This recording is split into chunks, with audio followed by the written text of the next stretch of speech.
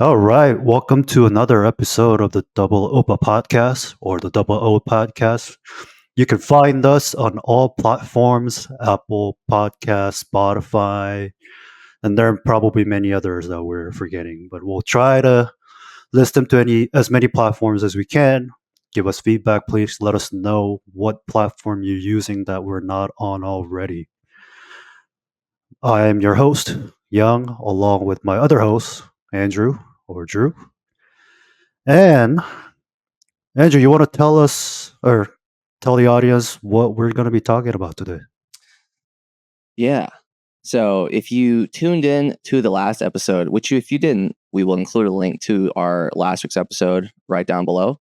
We basically talked about the rap beef between Kendrick, Cole, and really everyone, because I feel like everyone's like beefing with everyone at this point. Like Chris Brown is beefing with Quavo, which I mean, no disrespect, but I just think it's a little strange. You got Future and Metro Boomin going at Drake. You got Rick Ross going at Drake. So there's a lot of things going on in the world of hip hop, if you will.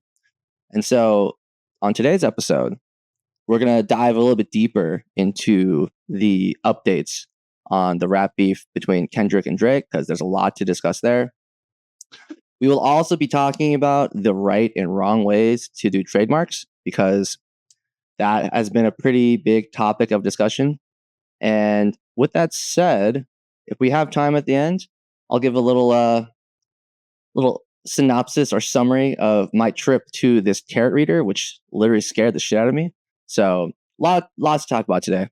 But other than that, if you haven't watched the last episode, once again, we will include a link to that episode at the bottom. So appreciate y'all tuning in.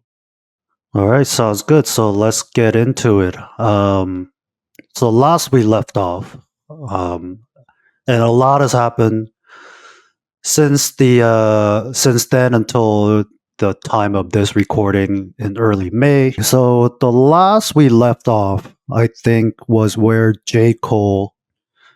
Uh, okay, just a recap. There has been a beef going on between J. Cole and I guess originally it was J. Cole and Kendrick. Well, actually, it was just J. Cole, I think, responding back to Kendrick's song, Future Song, where Kendrick featured. And J. Cole had put out a diss track, which he later retracted and then talked about it at a festival. Got all the love for Kendrick, so he took that down. But we knew that Drake wasn't going to back down, and I think he kind of announced that his diss track was coming.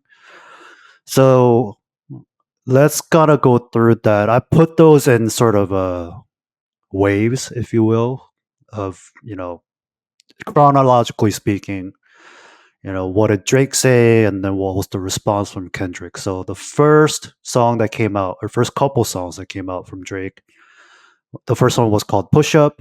The second one was Tailor Made Freestyle. Um, this first wave of like this between the two, I'd call it sort of a, gentle personal. Well, it's not. There's nothing really gentle about it, but I would call them personal attacks. Where in Push Up, Drake talks about Kendrick being short, him just having this jealousy of Drake's commercial success was the sort of the summary that I got.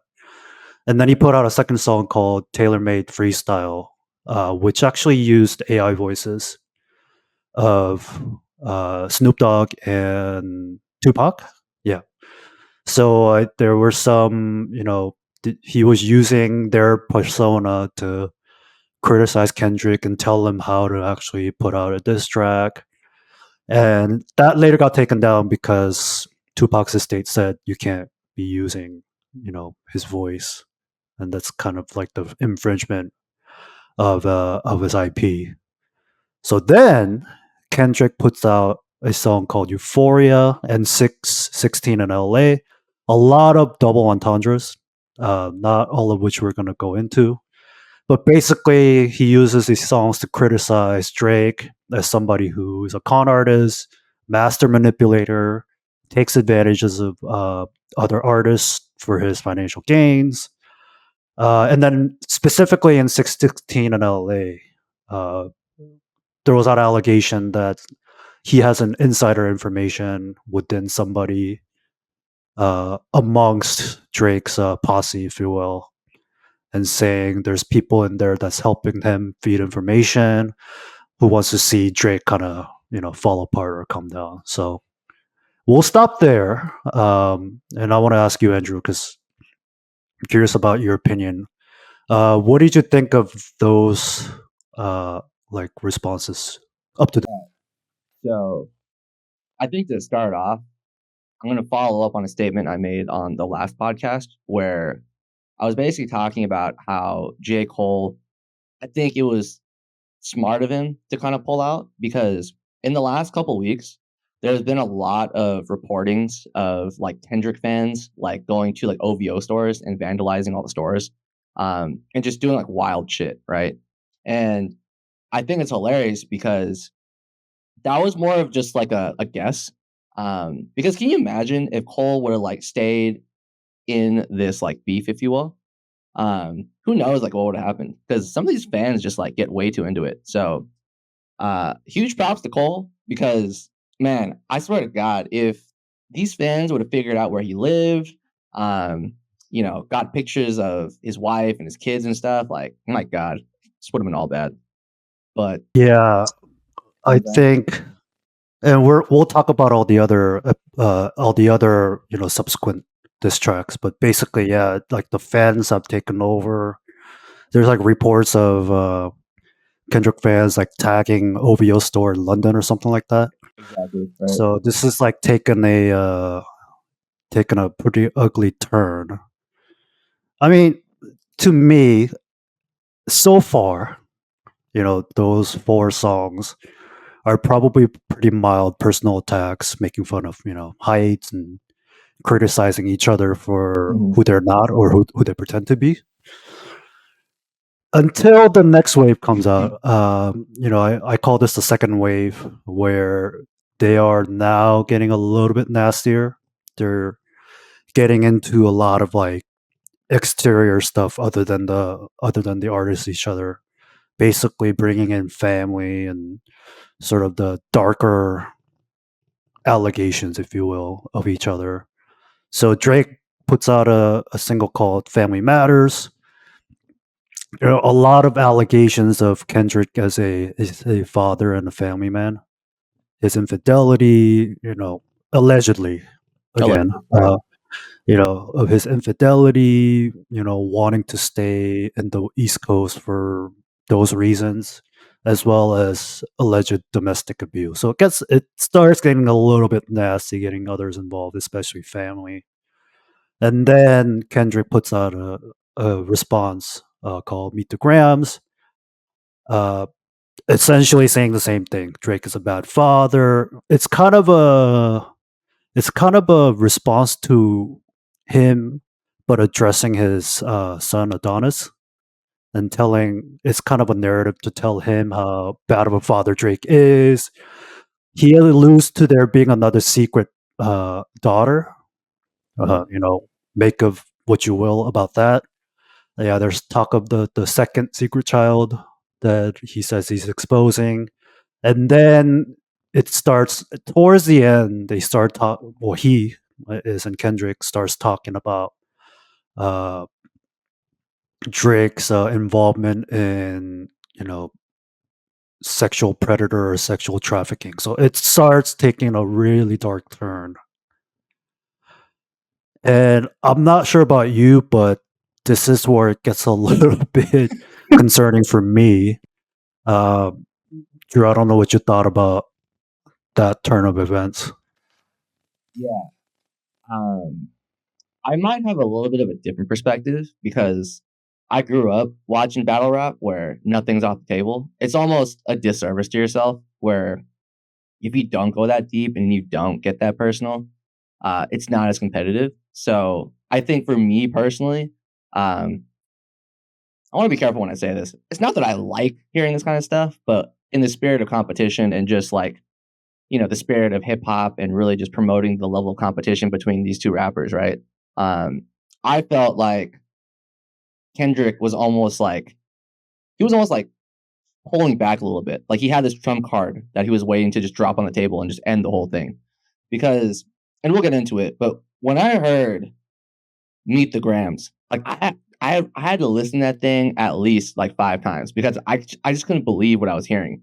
And it kind of made sense because if you remember when Rick Ross got involved, the big thing for him was he was calling out Drake for talking to Bobby Millie Brown, you know, the actor from Stranger Things.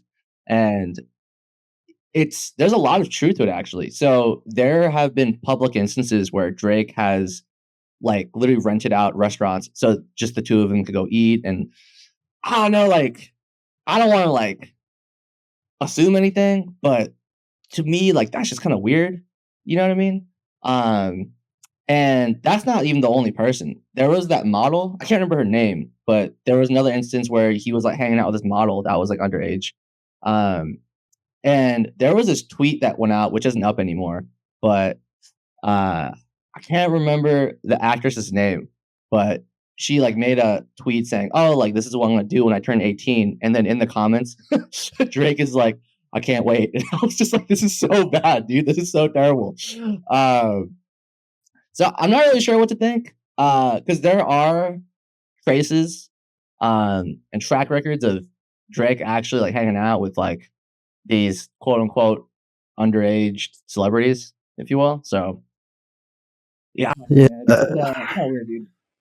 yeah, it definitely gets into some very serious territory. I mean, they're basically walking a fine line between what is a healthy competition. Like you said, you know, in a rap battle, you tend to leave everything out. Everything is up for the game.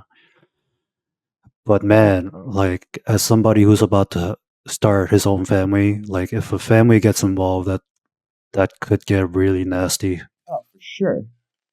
Yeah, and to be honest, like I think something you alluded to in the beginning is like how crazy fans could be, For and sure. like there's postings out on the internet talking exactly about the things that you just talked about, like Drake's instances with these underage girls. You obviously mentioned the actress from Stranger Things, uh, Billy Bobby Brown, was that her name? Something like that, Yeah, and there's other instances with younger celebrities like Billie Eilish. yeah. Um, That's who the tweet was. That's what it was. Right. yeah, I mean fans have done a great job of like collecting all the data points For sure. for for these Like doing all data allegations. points. Like, You know what I'm saying? yeah, these are individual instances Right. all collected together to show a somewhat disturbing pattern, behavioral pattern, and kind of helping the artist that they idolize support his allegations. Whether Drake fans have done the same for his claims about it, Kendrick, that's not something I have seen. But maybe there's you know crazy Drake fans out there that'll go the distance to help support his case. Yeah. Um, I think what kind of cemented it for me personally was when I listened initially to the Heart Part 6. You know, it started off strong. You know, he's basically saying, like, I'm the big dog, like, I am the sixth god, these are my accolades. But when he started trying to defend himself, saying, like, I'm not hanging out with underage kids, these are all lies, these are all rumors, I was like, you're kind of like backing yourself in their corner here. Yeah, so we're about to just get into that. So we had those that second wave where they start dissing each other's family. There's hints of sexual allegations, underage. That sort of nasty claim starts getting emerged, and then these latest responses between each other. Right after Meet the Grams, Kendrick actually posts another single called "Not Like Us," where I mean it's a great song. I mean, it really displays Kendrick's rapping skills. Uh, his yeah, I mean, just shows how great of a rapper he is. But if you really look into the contents or the composition, it's basically doubling down on some of the things he said. This idea of pedophilia, instances of grooming these underage kids. There was a couple instances where he used to talk to underage girls and then didn't start date them until they were of age. So that's kind of like an example of grooming somebody. Again, sex trafficking, accuses his label or his team of just being a huge sex trafficking ring, which is a pretty big and pretty serious accusation, I think. And then to what you talked about, Drake puts out the latest, I think, in this beef, the Hard Part 6. Basically denies all those accusations. He says that he's been feeding false information to him, to Kendrick, that is. And then Kendrick is also accusing him because of his own insecurities. And he refers to another song that Kendrick had where the song talks about molestation. But I think that song actually talks about molestation that his mom experienced. And I think Right. like Drake misunderstood it and talked of it as if that was like Kendrick's own experience. So in a way, family's kind of involved again here.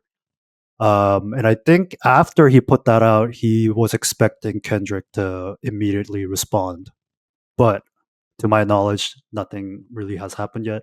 It's been a few days. So, I mean, there's been a lot of songs coming in and out within matters of week or two, which is great for rap fans, I think. Um, but I guess kind of at this juncture, we have to speak our opinions. So, I mean, there's a couple things will talk about, but I think the most important thing is number one, who won? Is there a winner? And I guess the other question is like, what will happen from here going forward? Do you see the continuation? Is this kind of like dying down phase of this beef, or what are your expectations here? So I think one thing that we didn't really talk about is from a business perspective, right? Like Drake has a lot of sponsors. He has his own brand, which is OVO, obviously, and he's not the only one that makes the decisions for his sponsors and his own company. So I'm sure when those types of allegations came out, especially in Meet the Grams, right? Like at a certain point, you got to make a business decision because I even for me personally, as I'm sitting here talking about this, like it's kind of hard for me to want to listen to Drake's music. You know what I mean? Like that to me, like that's just it's weird. Um, so it'll be interesting to see what happens moving forward. Um, I think at the same time, Drake is such a big household name at this point that for all we know, in a month from now, people might forget all about this.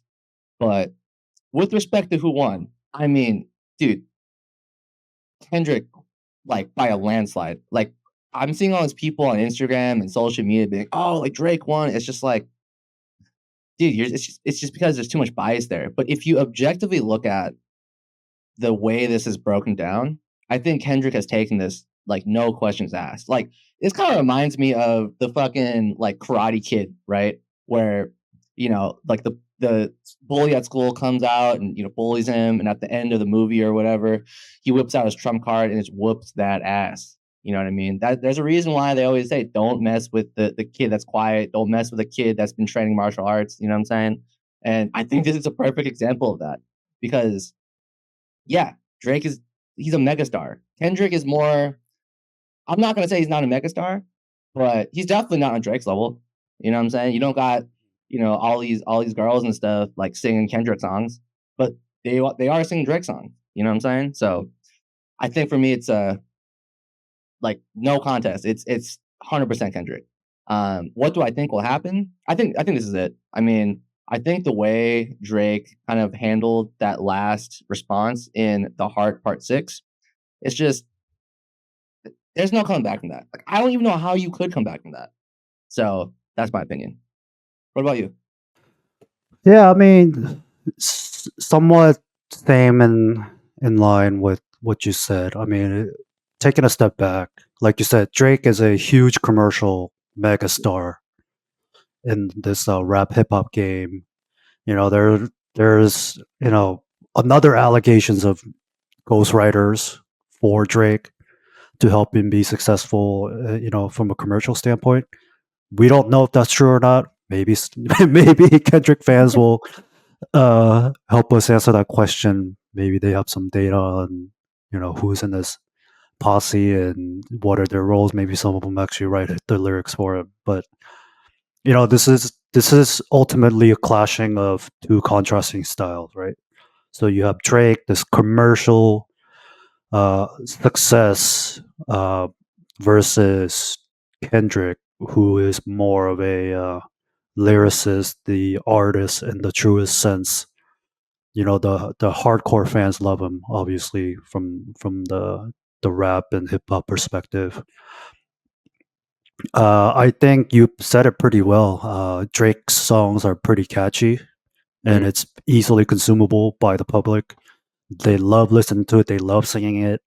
I mean, obviously, the even the beats that come out from the songs that he put out, like "Family Matter," "Push Ups," they got like really catchy tunes. Oh, for So sure. like, I have no problem listening to it over and over again. Just like when I'm working out at the gym or something. When you do something else and you listen to the music, you don't really tend to listen to the lyrics. It's just kind of Right. like the beat to get you going. Whereas Kendrick uses a lot of lyrics, meanings, entendres, that sort of things to like very much articulate the message he's trying to convey. So like if you really listen to the actual responses from the core and what the message is trying to say, I mean, hands down, Kendrick probably won when you're looking from that perspective. And that's really what it comes down to. It's not like who makes the more catchy music or something that the public will like. This was like a real battle, and you're trying to diss the other person on whatever dirt you got on them, and then I think Kendrick probably delivered that much better. Uh, Again, like you said, especially considering like the very last song, where it's just like he's denying all these stuff without really bringing much of a punchline there. So, It and was a like he super missed. fire though. Yeah, yeah. I mean, look, he has some fire producers. May- Maybe Kendrick is gonna form this alliance with Metro Boomin and like Oh, bring him bro, more commercial success, like that would be wild. blending his lyrical genius with someone like Metro Booming or I don't know DJ Khaled. I just throw a name there. What, bro? Oh shit. So yeah, I mean I'm in agreement. Kendrick probably won this one. What will happen? I'm just gonna say nobody knows. Maybe Kendrick has some more in his more bullets in Oh, his chamber. actually, if I could jump in real quick, they're saying that he's going to use this as an opportunity to drop a new album. Actually, so if that happens, that would be sick. Yeah, I mean he probably wants to taste some of the commercial success. I mean, I would. Yeah, You know what what I'm saying? Like, what better way to do it than putting down somebody you don't really like? And from what I've seen, especially the last two, like the Meet the Ground and Not Like Us, it appears that Kendrick really doesn't like Drake. well, you know what's funny is that do you remember when Meek Mill and Drake were kind of beefing? I can't remember what year it was, but this is probably like 5, 6 years ago. Yeah. I remember at the very end, they dropped that one song together and it was like a banger. That's what I thought was going to happen with this, but I don't think that's going to happen. You know what I mean? Not the The last. expectation was that like the if it had gone the way it intended, Mhm. I think Cole was supposed to have a beef with Kendrick, and then at the end they were gonna produce like a That super would be mega single. so sick, by the way. But A yeah, la Drake and Meek Mill, but obviously J. Cole is taking a back seat. He's probably riding a bicycle somewhere, getting pizza or something like that probably. as he sees everything unfold. But yeah, just kind of going back, Kendrick may have more bullets on his chambers. I don't know if he's going to release that in the form of an album that you're talking about, or whether he may say this is enough uh, for him to keep going on when Drake doesn't appear to respond. Is probably not a good look on him from a long term perspective. Absolutely. Maybe he pulls out the I'm the better man, so we stop here type of move, or he may try to just bring the whole house down. But I think at the end of the day, whatever happens after a while, people have goldfish memory. I mean, that's just how it is in this industry. Exactly. So I think Drake may let this, especially like the latest accusations of like pedophiling and grooming. You kind of have to let that stuff die down if you're someone in the Drake's camp, or if you're Drake himself. Just kind of let things die down. Although if he's really trafficking, that's bad. That's really bad. But we again allegations, so we don't know for sure. But allegedly, I mean, I Just to feel be like fair. I'm saying that word like 10 times already. But Something like this kind of have to. I mean, yeah, so we'll put a stop there. Obviously, as we see more development, we may bring this again in another episode. But I think we can let this get table for now. So all in all, interesting times. Good thing is that actually, something I did forget to mention is that one of Drake's bodyguard got shot.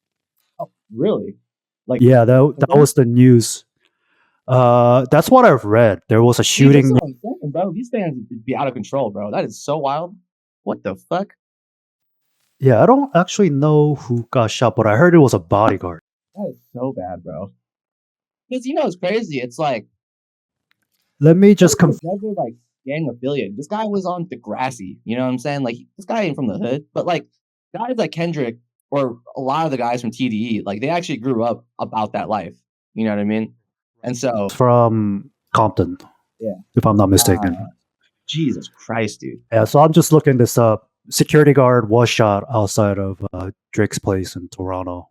So I mean, something that I did worry about when we talked about this in the previous episode. I called it. I literally called it. Like J. Cole made an executive decision to protect himself. You call that maybe that's the other information is allegedly Schoolboy Q was like the one who told J. Cole to kind of step out. That's smart move, man. Maybe he heard it through the vines. So we'll see what happens. Let's leave it there. Hopefully nobody else gets hurt. For sure. We do not condone violence. We're not saying that. We do not condone violence, We're not and this saying that, right? this kind of beef in the '90s have resulted, again, allegedly resulted in the murders of Tupac and Big. So hopefully they squash this. Hopefully fans don't take even more drastic actions than what they've already done, or whoever shot this security guard. Hopefully it doesn't like get out of hand. Which brings us to the next episode, or next topic.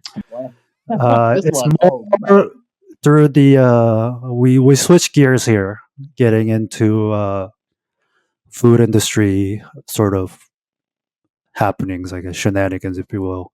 Again, you're listening to the Double Oppa podcast, where we just wrapped up on the rap beef between Drake and Kendrick Lamar, and we're gonna jump into something entirely different, but another sort of a controversial development that's been happening. So, Drew, you want to talk a little bit about this one? Yeah, this one, I'll be honest with you, kind of stung for me a little bit because I was a David Chang fan because of all the shows through like Netflix, and he's friends with a lot of celebrities. Like he's good friends with like Seth Rogen, who I'm a big fan of. He's really good friends with like Chrissy Teigen and John Legend. Maybe for the listeners who don't know who David Chang is, let's kind of set that up. Yeah, so David Chang is primarily known for being the founder of a well-known restaurant called Momofuku, and yeah, so he's known for food. Like in the culinary world, everyone knows who he is. And I grew up, I don't say grew up, but when I initially started following David Chang, it was through his Netflix shows where, he was like basically highlighting all the different cuisines and different types of food that he really enjoys and really diving deep into kind of the history and paying homage to, whatever cuisine he was kind of trying to highlight, right? And at face value, he seems like a pretty solid dude. Like I remember there was this episode where he is honoring his mom's recipes, which rest in peace, she actually passed away from cancer not too long ago. And it's like those kind of things that make you kind of like the dude.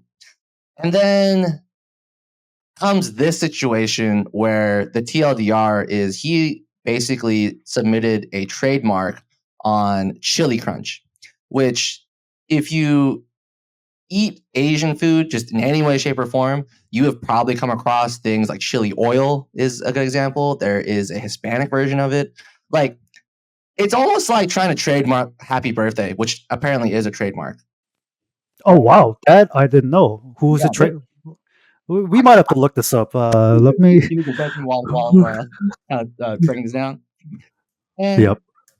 it was kind of disappointing to me because what ended up happening was after he submitted the trademark, he started going after like small mom and pop businesses, which is like really, really messed up in my opinion.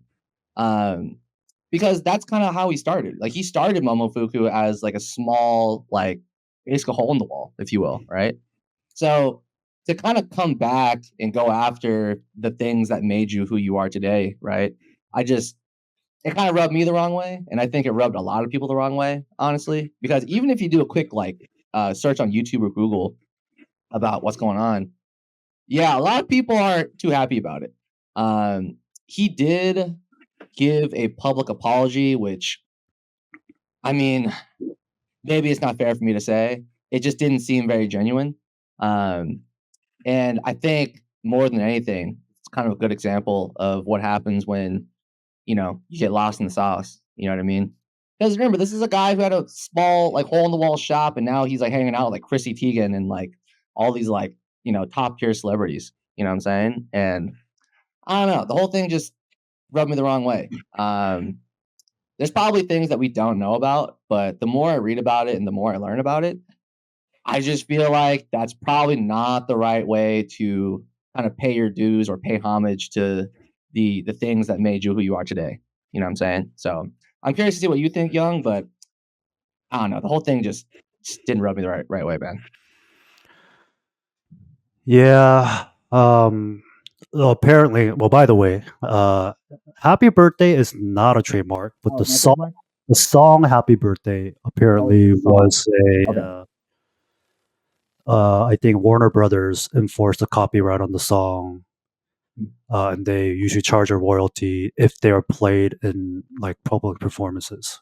Yeah. Obviously, if you go out to a birthday party at a restaurant, and you sing "Happy Birthday," I don't think you're gonna get sued. But like if they're apparently if you're performing in like movies, documentaries, or something like that, it could be a copyright infringement, or you have to pay royalty. Right. At least that's what I'm seeing right now. Maybe it was overturned. Seems to be a lot of data information for this "Happy Birthday."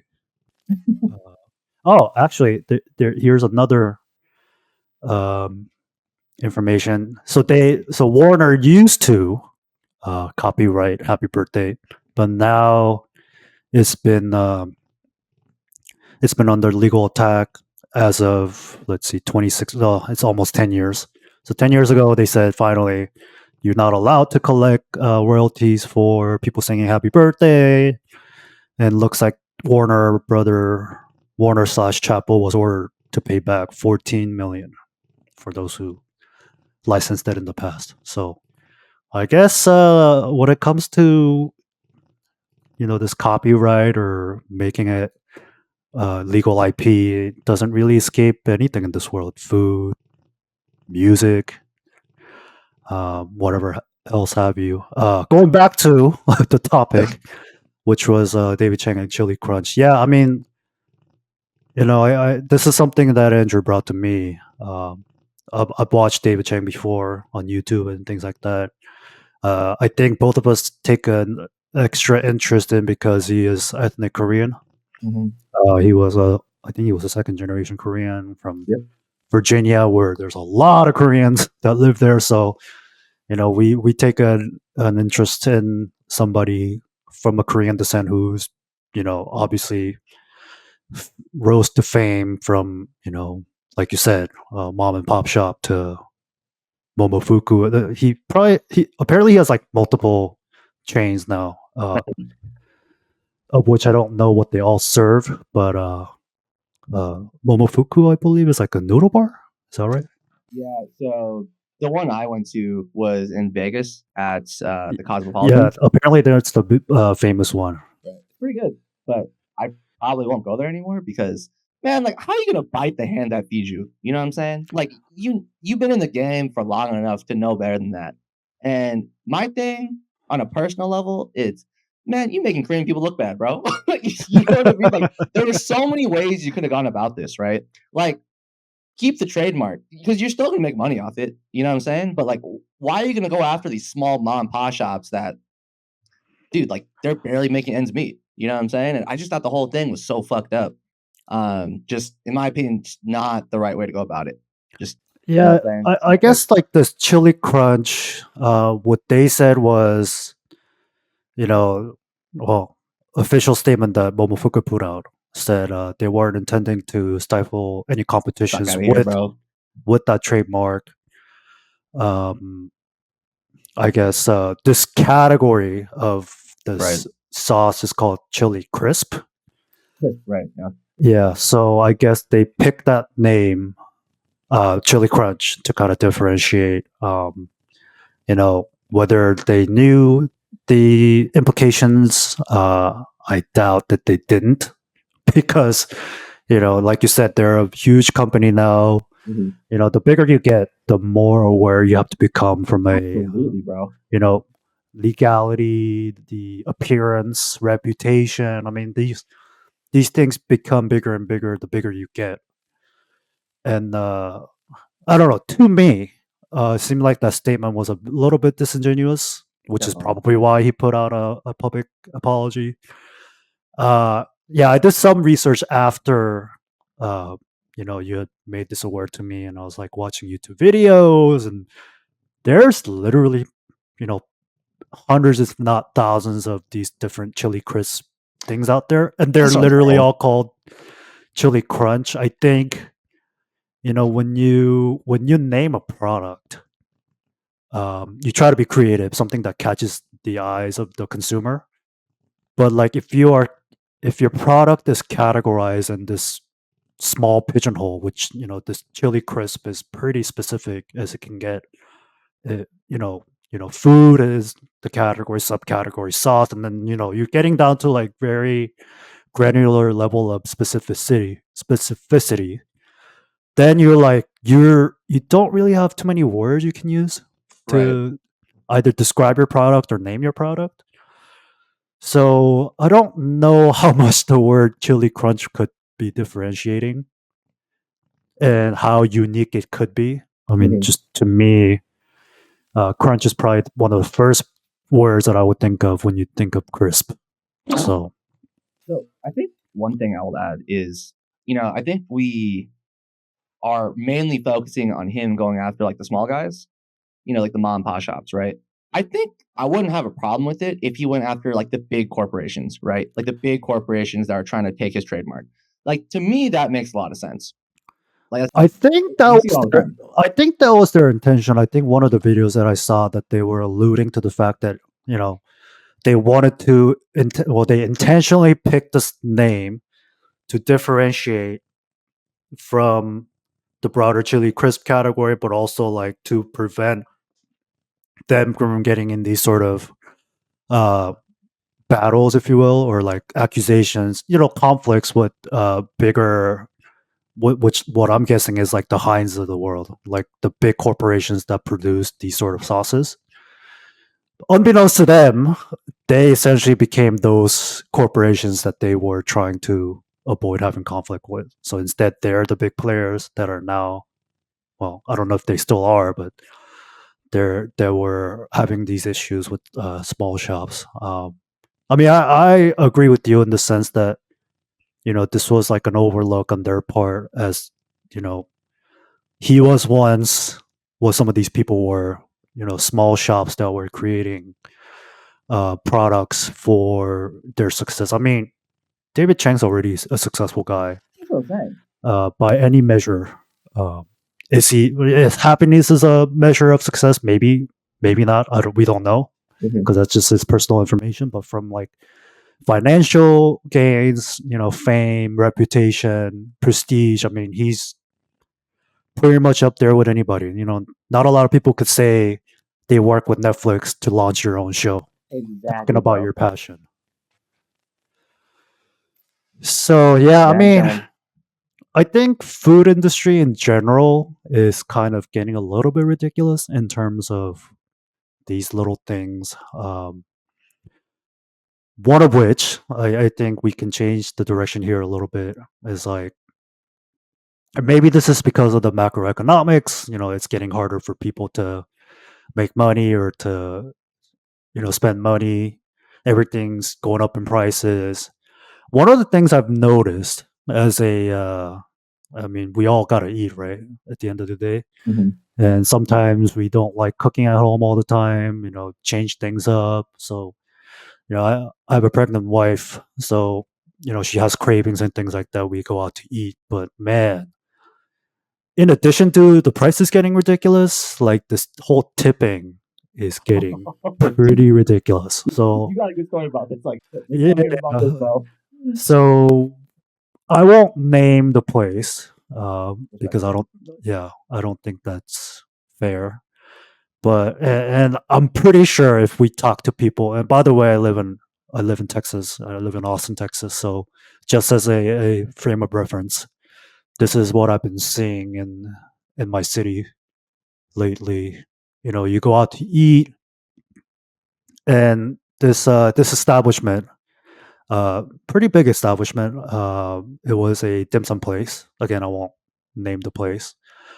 We were there to eat. There's just two of us. So if you want to call it a party of two, it's a party of two. We were sat down. We looked at the menu. So like there were two menus given to us. One like a regular paper menu, and like if you think of like the um traditional dim sum place, you think of like the carts that come out, have the food warmed up and heated and ready to go.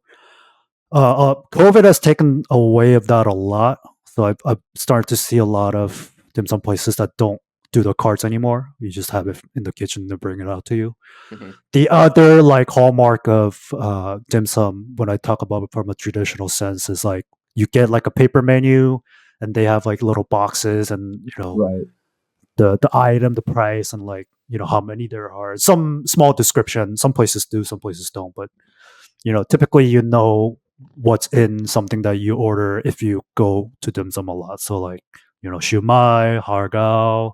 There's many other things.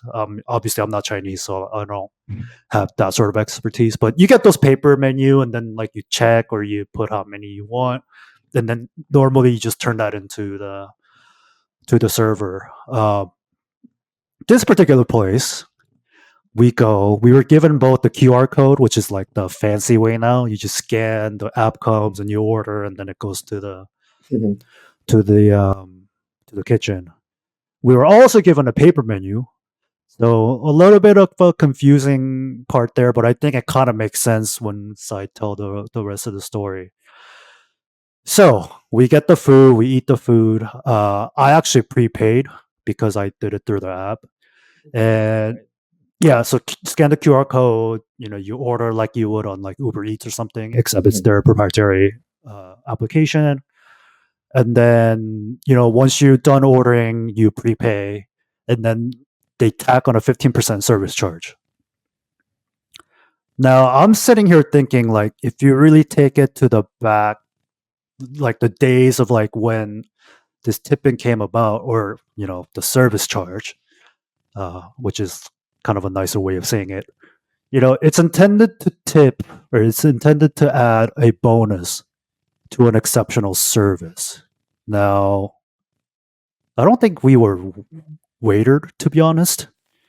They have boxes out if you need to pack some leftovers to go. The water was right there. We may have been given uh, a Coke that my wife ordered uh, from a fridge that we can see. So to be honest, I probably could have grabbed it.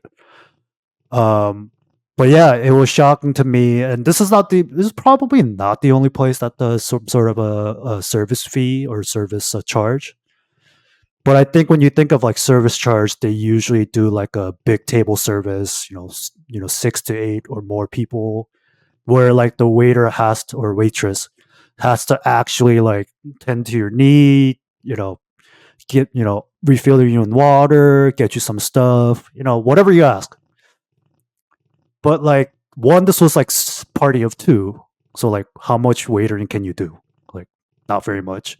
Two, we don't really ask for much stuff anyways, Right. so it's like the service that they're asking the price for was not really tendered because we quite honestly didn't need it. There was no servicing of any other kind, like, you need more napkins, you need the boxes, let me pack it up for you. We did all that ourselves. So I'm just sitting there thinking, wow, like, is this is this what the world has come to? And yeah, there's a lot of controversial stuff about, tipping culture and like way, and I think it is also connected to sort of the treatment of the food service industry in terms of, how do you pay your employee, do you take care of them properly, um and like are the tips or the service charges really going to the waiters and waitresses and those in the service versus are the owners just pocketing the whole thing. So that kind of made me think, like, well, there's no service being done, but I'm paying 15%, and they're asking for additional tip, which is another thing that blows my mind because I felt like I was forced to tip already, Right.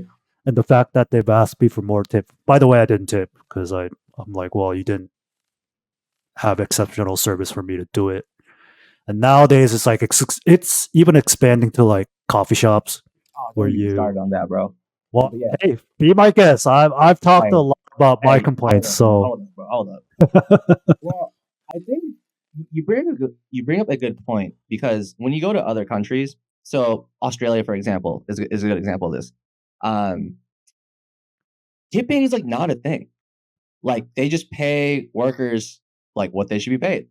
Um, and it's funny because when I went to Australia and came back, it kind of like it was like a light bulb went off in my head. I was like, why am I tipping 15, 20, 25% for, this person to just give me like a bottle of water, Um, like if I'm paying for a very, very specific service, like that makes sense. You know what I mean?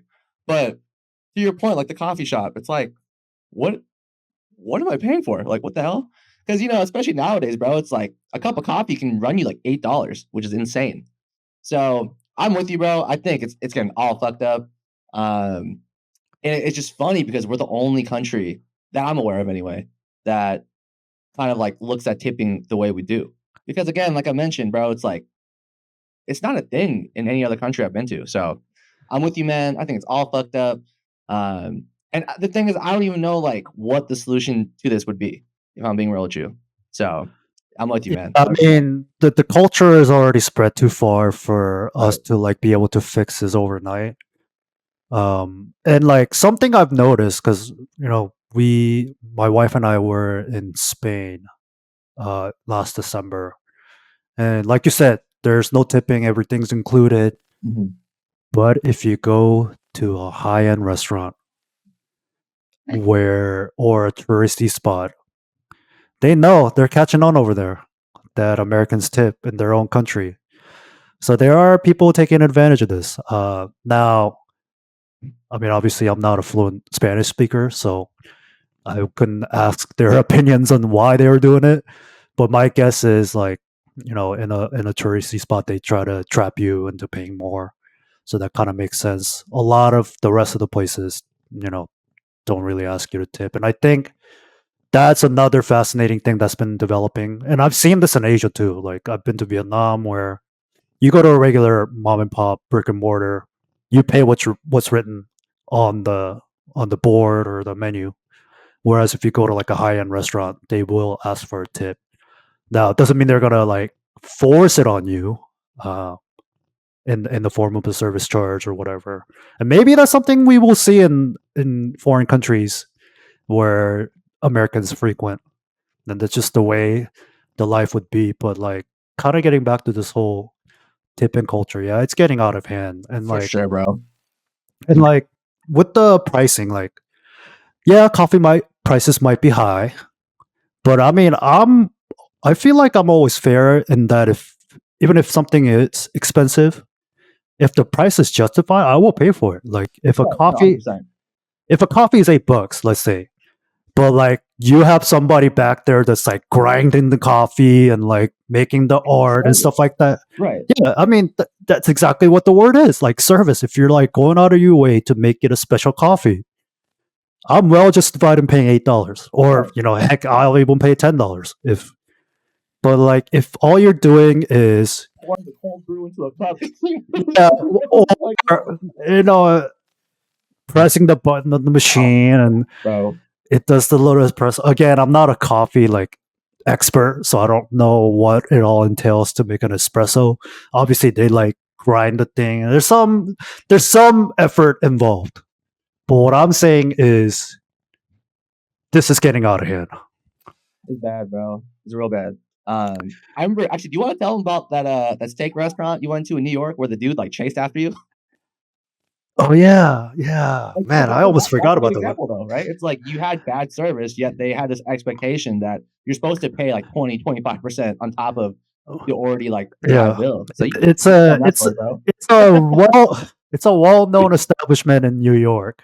Well known for their steak, all over the Yelp, the YouTube, or whatever, Mhm. Instagram.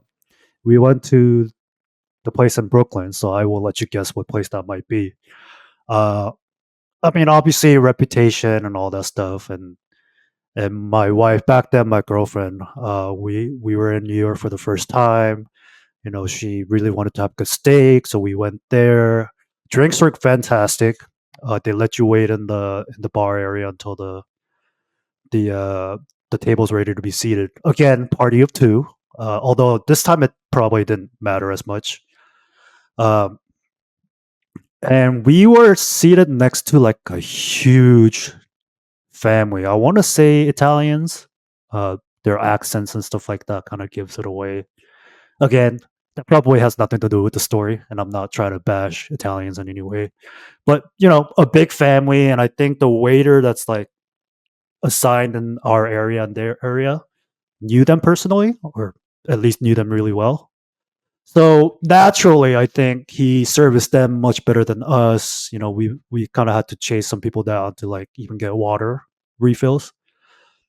And at the end, I mean, at that point, I'm just like, the food is okay. I think us not getting service properly probably affected how we felt about the food. So food might have been better. It might have been more tastier.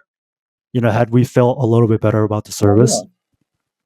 But I will say it was like not the top of the line that many were making it out to be, and that's okay. You don't always get like the top of the line food.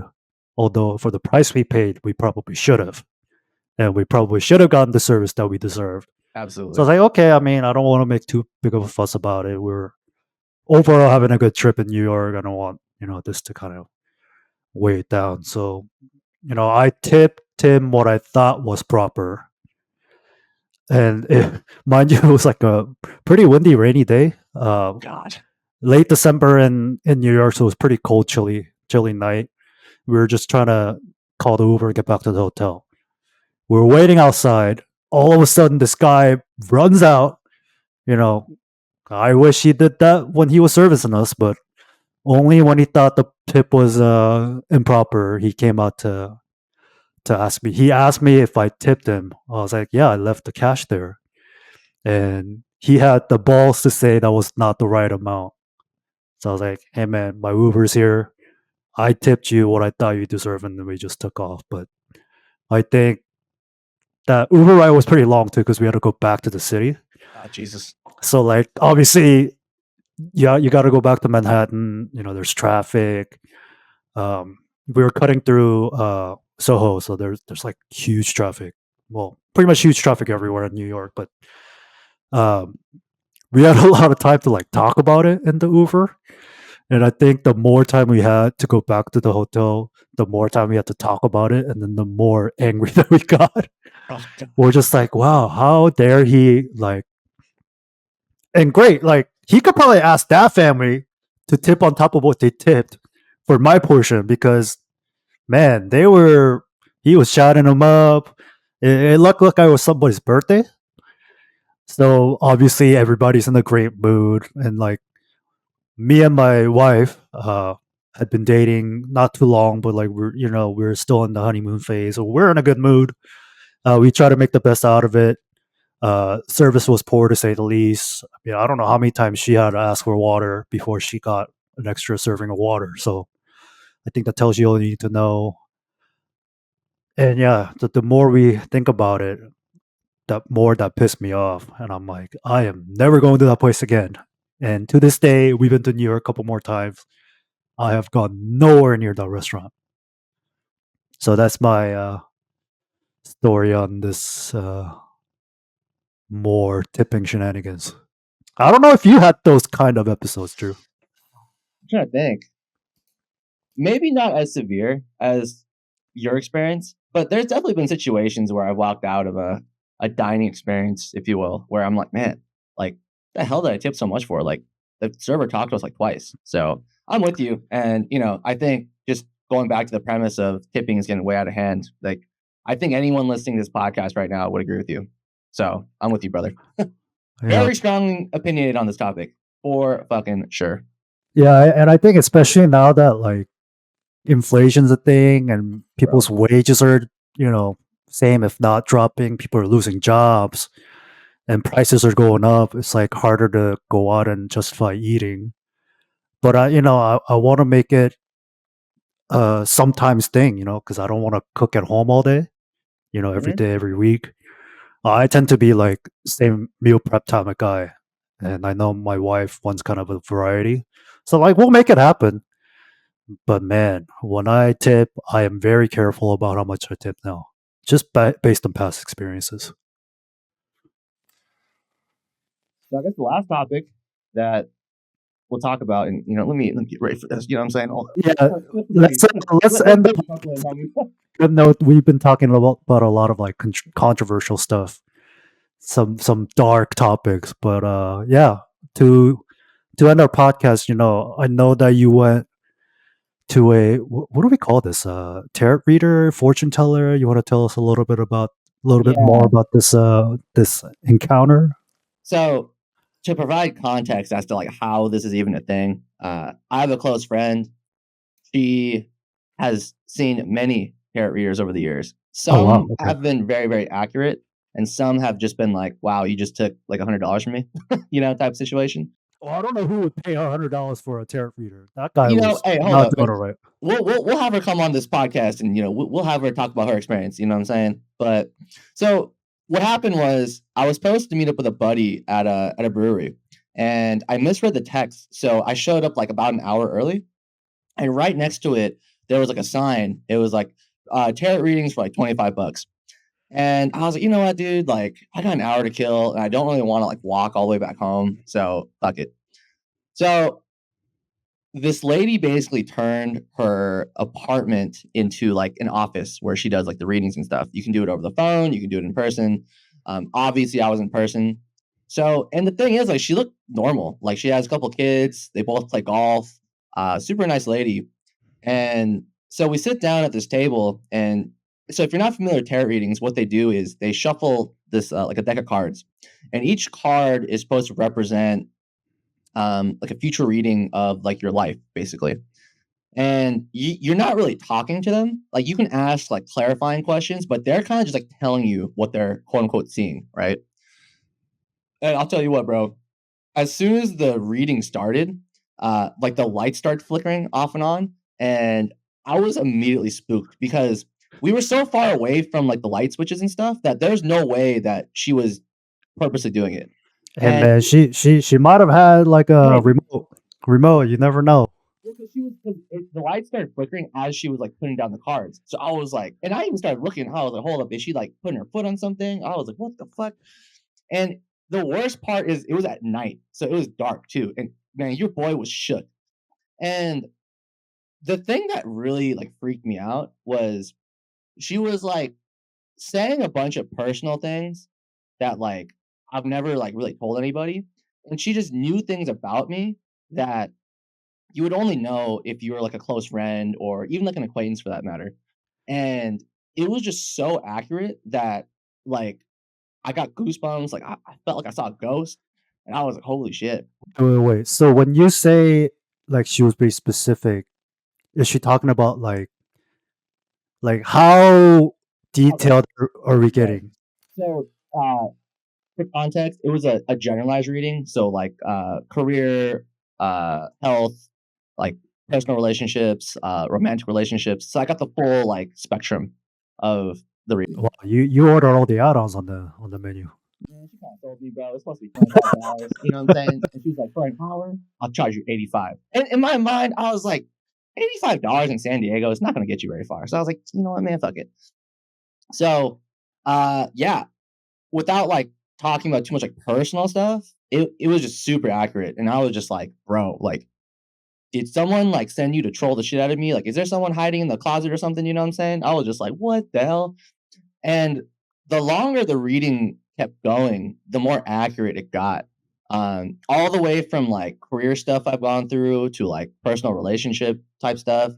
Um, like there was one particular person she was describing, and every detail was right on the dot. And I was like, this can't be real. Like, I swear to God, like someone set me up. Like I was waiting for like the cameras to like pop out of the closet. You know what I'm saying? Yeah, I that was, oh God, bro. And the thing is, because you know, usually the way it works is they'll give you an initial reading, they'll tell you what you want to hear, and through that, they'll try to sell you like a package or they'll try to like upsell you on something. But the thing with her is she was like, yeah, there's nothing I can really like do for you. Like your cards are pretty set in stone. So I think just keep doing what you're doing, and I think you'll come to the answers that you're kind of looking for. And that was the thing. It's like she didn't try to sell me nothing. And I remember for the next 3 days after that, it felt like something was like following me or like watching me. So yeah, your boy was shook for the next few days. Um, and so, you know, whether the things that she was kind of calling out like come to fruition or not, um, I was really scared because, you know, me and Young grew up Catholic. So, you know, when you grow up religious too, like these sorts of things aren't exactly out of the realm of possibility. You know what I'm saying? Um, so yeah, if you want to like dive into that kind of thing, go for it. But for me, that was probably my one and only time I'll ever go to a tarot reader because, bro, that was super, super scary because yeah, like, I would say probably 90% of the things she was saying was accurate, which I don't know. wait, was there futuristic elements to this? Was there a prediction like what's gonna happen to you, or There was was this one more of like your life so far? it was more of, like, life so far, and then it was all good stuff, I guess, for more context. Like, she wasn't saying, "Oh, like, you're gonna die on this specific year," or, you know, like it was nothing crazy like that. She could be writing a death note for those of you who have read the comic, Oh, Japanese yeah. comic Death Note. Um, But no, hope not. out. That's what I'm saying. That's why I didn't want to piss her off. So like, I remember I would like try and ask a clarifying question. She'd be like, "Wait, the cards are speaking," and I was just like, "Oh my god!" You know what I mean? Like, what is gonna happen? Um. So yeah, it was all good stuff. I think one of the more generalized things she was saying is you've achieved a lot in your life so far, whether it's through like personal relationships or career. But you've only scratched the surface and you're gonna end up achieving a lot more as life goes on. So I mean there's like stuff like that, which like I think any tarot reader would probably tell you. But Yeah, Yeah, I think that's a general life advice. yeah, that Plus, was a like, general one, that what? example. But there's some other ones, bro, where I was just what? But yeah. So, if you're chilling, got some time to kill, and you see a tarot reader shop, hole in the wall, whatever, do your thing. But from my personal experience, that shit scared the living shit out of me, bro. Like, oh my god. So hopefully she's not cursing me. And she didn't exactly give me like things to do. Well, actually, that's not true. The one thing she did tell me was, uh, this weekend, if you have time to like go hang out by like Seaport Village, which Seaport Village in San Diego is close to downtown, but it's like right next to the water.